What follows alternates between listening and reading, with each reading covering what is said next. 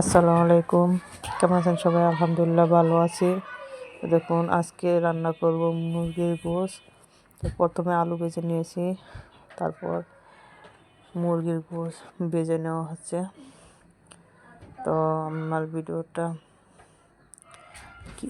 কীভাবে মুরগির গোশতটা রান্না করে জানতে হলে দেখতে থাকুন পুরো ভিডিও শেষ পর্যন্ত।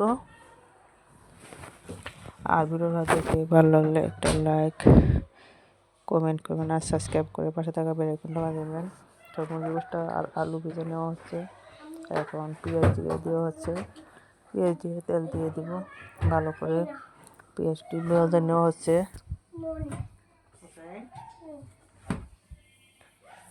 পেঁয়াজটা তেলের মধ্যে ভেজে নেব। তারপর আস্তে আস্তে বাটা মশলা, দারচিনি, এলাচ, লং, জিরা এবং পেঁয়াজ বেটে নিয়েছি এগুলা দিয়ে ভেজে নেব। সাথে আদা বাটা, রসুন বাটাও দিয়ে দিব। আর আমি আদা রসুন একসাথেই বেটে রাখি, ব্লেন্ডার করে রাখি, আলাদা করি না। তো দিয়ে দেওয়া হচ্ছে, দিয়ে ভালো করে নেড়ে চেড়ে কাঁচা গন্ধ যাতে চলে যায় ততক্ষণ পর্যন্ত ভেজে নেব। আর আমার আদা বাটা মশলাগুলো সুন্দরভাবে ভাজাও হয়ে এসেছে। তো এখন এতে দেখুন কি সুন্দর মশলা আছে। এখন একটু পানি দিয়ে দেব। পানি দিয়ে এখানে পেঁয়াজ কুচি, আস্ত রসুন আর তেজপাতা আর আস্ত কাঁচামরিচ দিয়ে দেওয়া হচ্ছে। এখন দিয়ে দেব হলুদ, মরিচ, আদা, রসুন, ধনের গুঁড়ো, জিরের গুঁড়ো। তো এখন দেবো শুকনো উপকরণগুলো। তো দেখতে থাকুন মুরগির গোশত রান্নাটা, এবং সাথে লবণ দিয়ে দিচ্ছে, দিয়ে নেড়ে চেড়ে ভালো করে মশলাটা কষিয়ে নেব। যে ধনের গুঁড়ো দিয়ে ভালো করে নেড়ে চেড়ে কষিয়ে নেব।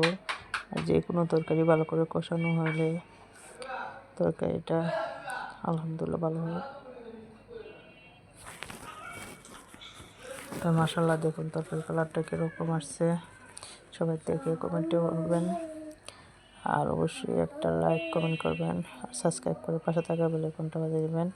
তো এখন ভাজা আলুটা দিয়ে দেওয়া হচ্ছে, দিয়ে ভালো করে নেড়ে চেড়ে মিশিয়ে নেব।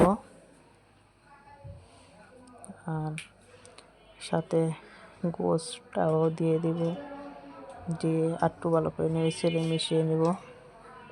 তো দেখতে থাকুন বন্ধুরা আমি কী করে ভিডিও শেষ পর্যন্ত না টেনে দেখতে থাকুন, তাহলে বলতে পারেন কীভাবে আমি কি রান্নাটা শেষ করলাম।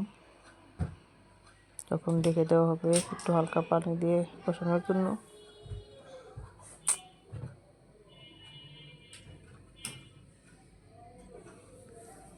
তো দেখুন মাশাআল্লাহ আলহামদুলিল্লাহ কষানো হয়ে আসছে, কি সুন্দর তেল উঠেছে।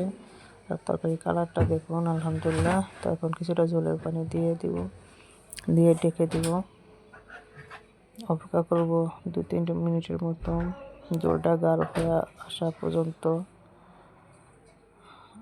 তারপর জিরার পাখি দিয়ে নামিয়ে নেব। আর আজকে রান্না রেসিপি কি করেছি তার পরবর্তী শেষ পর্যন্ত দেখতে থাকুন। সব কিছু আপনাদেরকে একে একে দেখিয়ে দেব। পুরো ভিডিওটা দেখলে দেখতে বুঝতে পারেন আজকে আমি কি রান্না করেছি। তরকারিটা হয়ে এসেছে, একটু ঝোল ঝোল রাখবো কারণ বাচ্চারা ঝোল পছন্দ করে। এখন জিরার বাকি দিয়ে নেড়েছে নামাবো, মিশিয়ে নেব, তারপর নামিয়ে নেব। নামানোর পর একটু জল টানবে।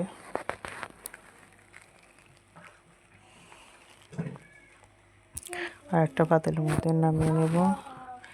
নামিয়ে নিলে দেখুন জলটা বেশি, তত বেশি না, এত জল লাগবে।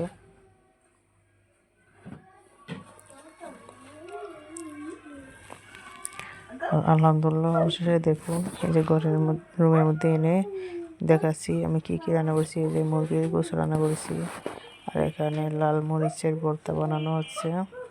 কালারটা কীরকম আসছে তরকারি এবং ভর্তা দেখুন আলহামদুলিল্লাহ। লাল মাছের ভর্তা, আর এটা বেগুন দিয়ে আলু দিয়ে শুটকি ভাজা, আর এটা মাছের তরকারি সিম আলু টমেটো দিয়ে। তো আজকে আমার রান্না এই পর্যন্তই। যারা যেখান থেকে আমার ভিডিওটা শেষ পর্যন্ত দেখছেন তাদেরকে অসংখ্য অসংখ্য ধন্যবাদ। আসসালামু আলাইকুম, আল্লাহ হাফেজ।